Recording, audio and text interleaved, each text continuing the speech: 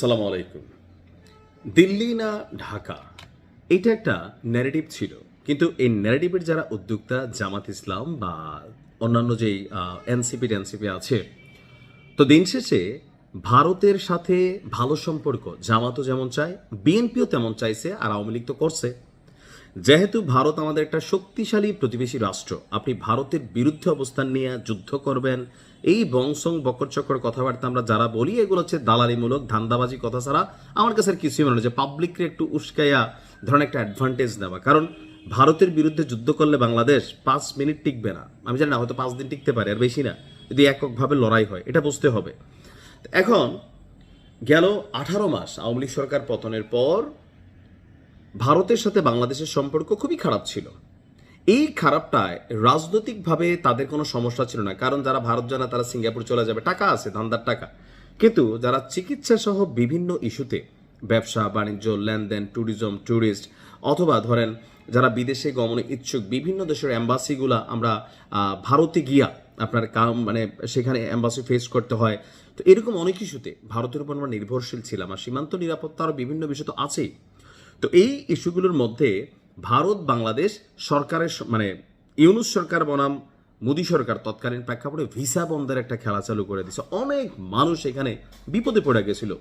তো দিন শেষে জনাব তারেক রহমান ক্ষমতায় আসার পর একটা ব্যতিক্রমী উদ্যোগ নিয়েছেন। বন্ধুত্বের প্রথম ধাপটা, প্রথম পদক্ষেপটা তারেক রহমান নিজে নিয়েছেন, অর্থাৎ উদ্যোগটা তিনি নিজেই নিয়েছেন। তো কি উদ্যোগ নিলেন? বাংলাদেশ হাই কমিশন, যেটা আমাদের ভারতের রাজধানী দিল্লিতে অবস্থানরত, সেই হাই কমিশন থেকে দীর্ঘদিন যাবৎ ভারতের জনগণকে বাংলাদেশে ভিসা দিচ্ছিল না। তবে এই খেলাটা কিন্তু ভারত শুরু করছে। ভারত যখন বাংলাদেশের ভিসা বন্ধ করলো, পাল্টা পদক্ষেপ হিসাবে বাংলাদেশ ও ভারতের ভিসা বন্ধ করলো।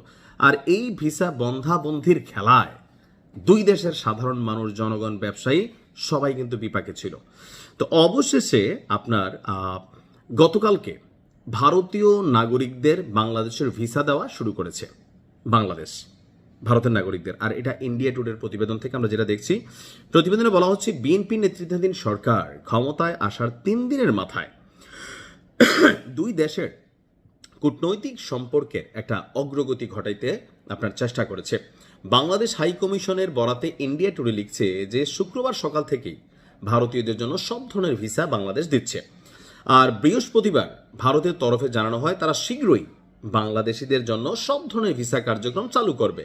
অর্থাৎ বৃহস্পতিবার যখন ভারত ঘোষণা দিল, শুক্রবার আমরা আগেই নিজেরা করলাম। এখন এটা কি জনাব তারেক রহমান ভুল করলো না সঠিক করলো? সঠিক করছে ভাই। যারা এসব ডায়লগবাজি মানে, এদের অ্যাকাউন্টে কোটি কোটি টাকা, ধান্দার টাকা, এমনে টাকা হেমনে টাকা, ফান্ডের টাকা, এদের ভাই এই দেশ সেই দেশ, পাকিস্তান টাকিস্তান, বিভিন্ন সিঙ্গাপুর, ইউরোপ, আমেরিকা, বহুত দেশে হোল্ডিং এন্ড আছে। এরা ভারত না গেলেও কিছু যায় আসে না, ভারতের সাথে ব্যবসা বাণিজ্যদের কিছু হচ্ছে না, এদের ধান্দা হ্যালো, হ্যাঁ এটা আমার লোক, বা ওইখানে পাঠাইছে লোক, মাল পানি, এদের তো এগুলো সমস্যা নাই। আমি বরাবরই বলি ভারতের সাথে বাংলাদেশের সম্পর্কের জায়গাটা, আমি বলছি যে বন্ধুত্বের সম্পর্কের জায়গাটা হবে উইথ অনার। আপনি আমার বড় উপকার করছেন, তার মানে এই না যে আপনি আমার কথায় কথা বার দিবেন, ডিসঅ্যাডভান্টেজ নেবেন, সীমান্তে আমার মানুষ মারবেন, এগুলা করবেন, আমরা মাইনা নিব, নেভার নেভার। আমার যেটা ন্যায্য হিস্সা আমাকে দিতে হবে। বন্ধুত্বের জায়গাটা হবে সম্মানের সাথে, গোলামির দৃষ্টিতে না। যদি গোলামির দৃষ্টিতে হয় তখন এটা নিয়ে আমরা অবশ্যই প্রতিবাদ করবো। এখন একটা প্রতিবেশী চাইলে আপনি বদলাইতে পারবেন না।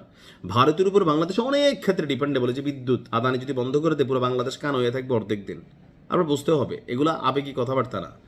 তো যাই হোক, আমার কাছে মনে হয় জনাব তারেক রহমান তিনি যেই উদ্যোগ নিয়েছেন, এই উদ্যোগটা বাংলাদেশের পক্ষ থেকে পজিটিভ, খারাপ না। আমরা যেহেতু ভারত বৃহস্পতিবার বলছে যে তারা ভিসা শুরু করবে, তো জনাব তারেক রহমান শুক্রবার তিনি শুরু করছেন, বন্ধুত্বের জায়গা থেকে হাতটা আগ বাড়াইছেন। এখন দেখা যাক ভারত আসলে কবে থেকে বাংলাদেশিদের ভিসা দেওয়াটা সহজ করে। সময় বলে দিবে। পররাষ্ট্রনীতি হবে দেশের জন্য, পররাষ্ট্রনীতি হবে রাষ্ট্রের জন্য, মানুষের কল্যাণের জন্য। ভালো থাকুন। আসসালামু আলাইকুম।